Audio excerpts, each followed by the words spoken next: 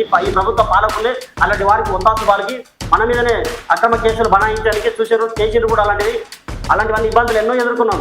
అలా ఎప్పుడు ఈ ప్రభుత్వ పెద్దలు ఈ విధంగా మాట్లాడుతున్నారు. నిజంగా పేదవారికి అన్యాయం జరిగితే సమాజం అంతా తోడవుతుంది, వారి పక్షాన్ని నిలబడుతుంది. కానీ రాజకీయ కోణంలో చూసుకుంటూ మనకు సెంటిమెంట్ను మన అవకాశంగా ఆయుధంగా మార్చుకొని మనం అధికారంలోకి వచ్చాక ఇంకా దాని గాలి కొదిలేసి మళ్ళీ గుండాల కబ్జాలకు అక్రమదారుల వెంటనే పార్టీలోకి తీసుకొని కండువాలు కప్పుతూ వాళ్ళకు మద్దతు ఒత్తాసు పలికే పరిస్థితులు ఎన్ని చూస్తలేము, అన్ని చూస్తున్నాం. అన్నింటిలో అనుభవాలు అయితేనే ఉన్నాయి. సో రాజకీయాలు దయచేసి బాధితుల పక్షాన ఉంటే నీతి నిజాయితీగా నిబద్ధతగా ఉండండి.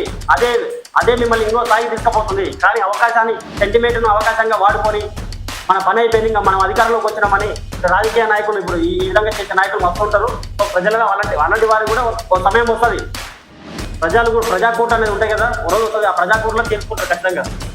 కాంగ్రెస్ గూండాగిరి మరుగురులోని బీఆర్ఎస్ నియోజకవర్గ ఆఫీస్ పై దాడి, పోలీసులు చూస్తుండగానే రెచ్చిపోయిన కాంగ్రెస్ ముఖాలు, 4 కార్యకర్తలపై పిడిగుద్దులు, బయటకు గడ్డివేత కార్యాలయంలో విధ్వంసం, ఫర్నిచర్ బయట వేసి నిప్పు, దౌర్జన్య కాండపై బగ్గుమన్న బీఆర్ఎస్ పలు చోట్ల నిరసనలు, దాడి చేసిన వారిని వదిలేసి బీఆర్ఎస్ కార్యకర్తలు అరెస్ట్. కాంగ్రెస్ కార్యకర్తల పైన ఏమైనా దాడుల అధికారంలో ఉన్నప్పుడు కాంగ్రెస్ నాయకుల కార్యకర్తల ఒక్కరిని కూడా కాంగ్రెస్ కార్యకర్తలు కాంగ్రెస్ పార్టీ లేకుండా చేయాలనేది వారి బీఆర్ఎస్ పార్టీ ప్రభుత్వంలో నడిచిన వ్యవహారం. ప్రజలు ఎవరైతే అణచివేయాలని చూస్తారో వారి పక్షాన ప్రజలు నిలబడతారు. అందుకే బీఆర్ఎస్ పార్టీ ఓడిపోయింది, కాంగ్రెస్ పార్టీ వచ్చింది.